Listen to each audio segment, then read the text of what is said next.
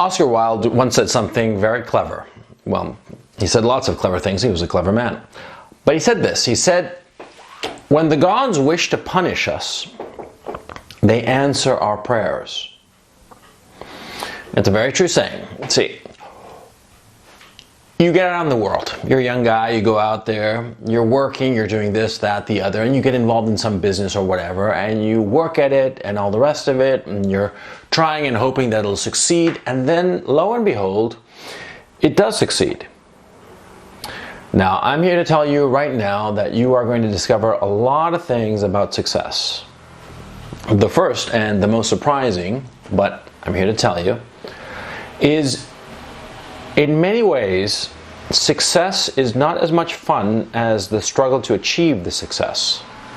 And most people who've never achieved success can't quite believe that, but it is in fact very true. You ask most people who are successful, and they're going to go on and on and on about when they were poor, when they were flat broke, when they were struggling to make it, and then they made it, and they're all vaguely disappointed, because it's like that. Success is not as cool as a struggle to reach it. It's the uncertainty. You see, when you're trying to be successful, there's that huge uncertainty, right? It's like when you're playing, I don't know, like a tennis match or something against somebody who's really good. You know, there's that uncertainty. You might lose. You very well might lose, easily lose. And you're struggling and you're giving it your all to win. But then when you're playing with a guy that you're just, you know, you're better than him, right? You've got more talent, you've got more time practicing, you're just better, right? And you play with the guy and you know you're going to win, right?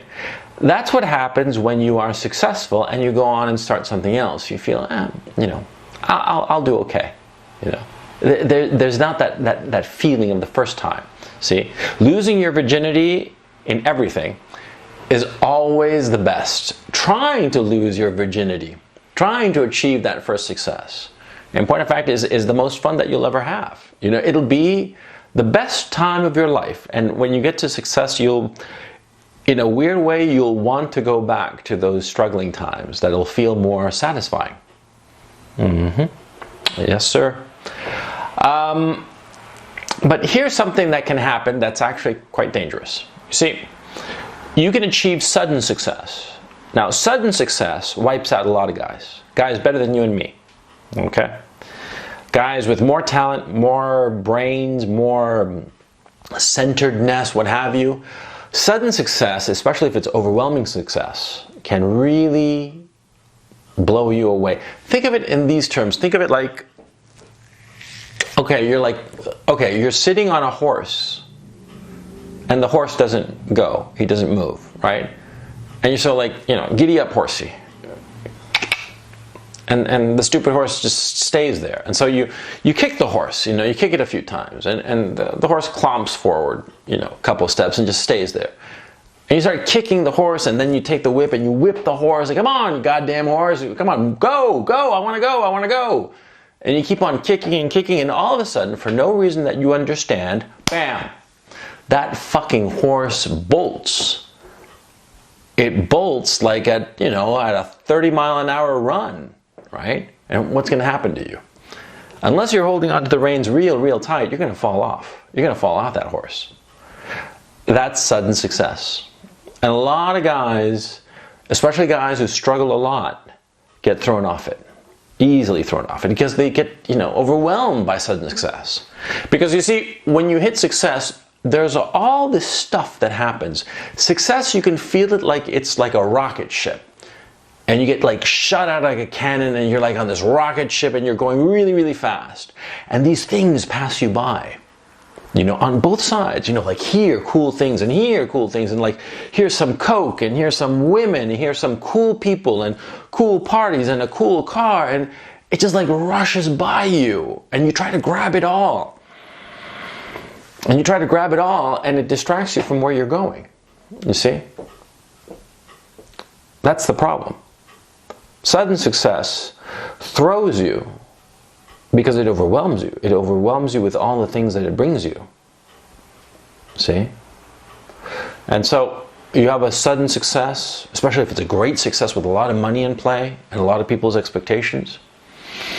And it can throw you easily. There are very few men, in point of fact, who handle their first success well. In point of fact, I've never met anybody who's handled their first success well. They always fuck it up somehow. Sometimes they're able to patch it up, sometimes not. In my own case, my first success was about 20 years ago. And the difference between when I was struggling and the success was overwhelming. You see, I was really struggling. There were days that I didn't have enough money for food, not kidding. And then all of a sudden I had a check for 7 figures.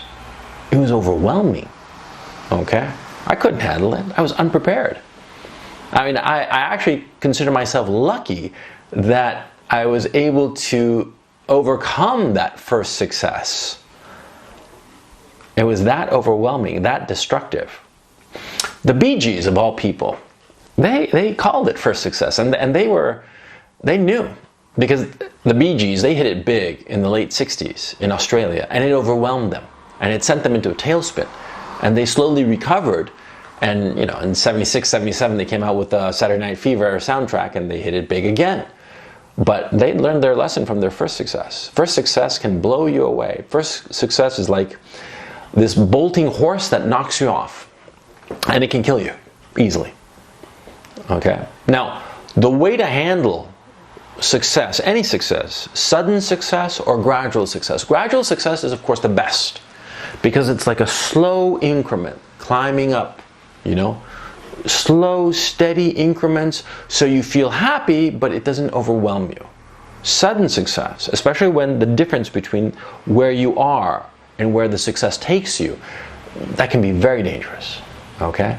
So the way you handle it, and very few guys take this advice, but this is the best advice you'll ever get, believe me.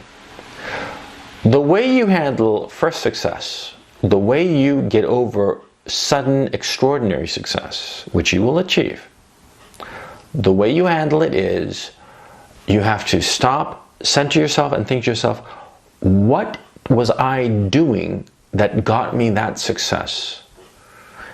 And it's this thing that I'm going to focus on, and everything else I'm going to ignore. I'm just going to ignore it. It's just like it's not there, and just focus on the thing that got me the success. Now, you think that that's pretty simple advice. Believe me, it is so hard to live that advice. Like, for instance, on the YouTube, right? I'm growing my channel. And I started it, in March, but I really started posting in April.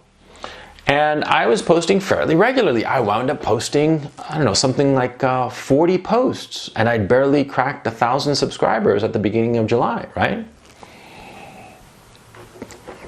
I wasn't going to give up on it. I mean, I'd done 40 already.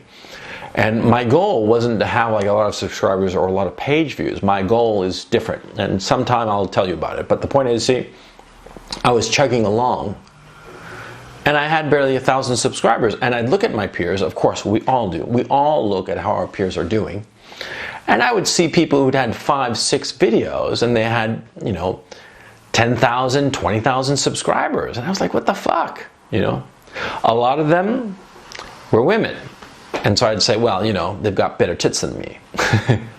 Maybe that's why they're successful. But a lot of them weren't. A lot of them were guys, doing commentary stuff, and they were clicking, and I wasn't. And I was like, what the fuck? But I kept on plugging away. Then all of a sudden, about a week ago, my subscriptions started taking off. I had about 1,500 subscribers. As I'm recording this, I have over 3,500 subscribers in less than a week. Now, of course, in the scheme of things, it's not that many people. It's not that many subscribers. But it feels like a lot. I mean, 3,500 people want to listen to the shit I'm talking about, right? It feels like I'm hitting success. What am I doing? I'm recording this video with me talking to you now, right? In point of fact, today, this is the 3rd video I've recorded, because I'm sticking to the thing that is giving me success. See? I'm not crowing about it. I'm not talking to people, I'm not like, standing the bar for a round of drinks and, cheering to my success. No. I'm doing the thing that makes me succeed. I'm just repeating the process, just continuing. Okay? Now, when you hit it big, right?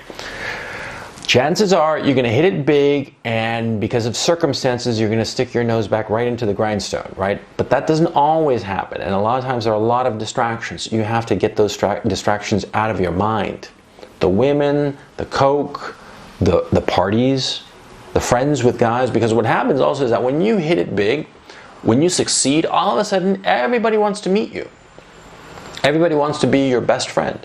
Because what happens is that when you arrive in a medium, in a set, in an industry, what have you, when you suddenly pop like a cork in the ocean, you pop up, everybody's going to notice you.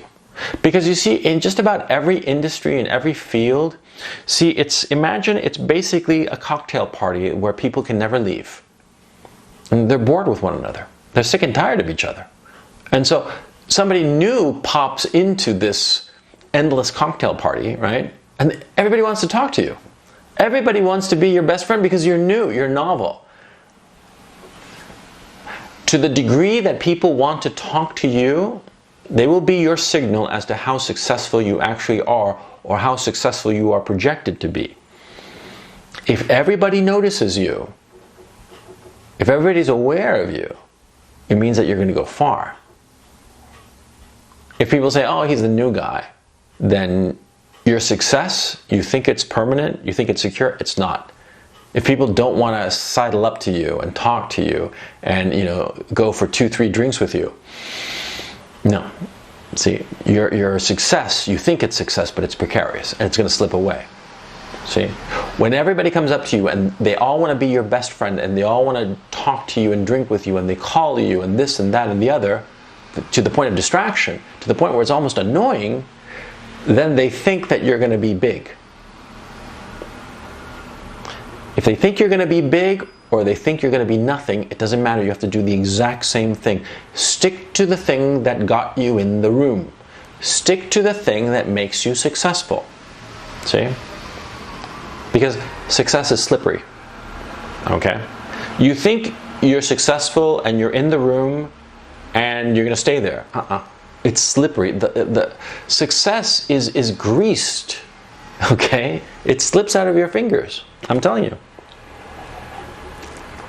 So what you have to do is focus on what's important, ignore the distractions, be aware of the people around you, because they'll be your gauge to figure out how secure your position is.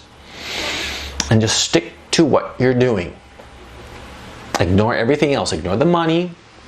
Don't worry about toys. You'll have plenty of time to get toys later. You just want to get over that first hump of first success. And you get over that hump and you get used to your new position. Because that's what's happening. You're getting used to your new position. And it takes time. You have to adjust. And that adjustment is not always easy. That adjustment for you can sometimes be very difficult. So be patient and focus on what's important. You'll do fine, don't worry.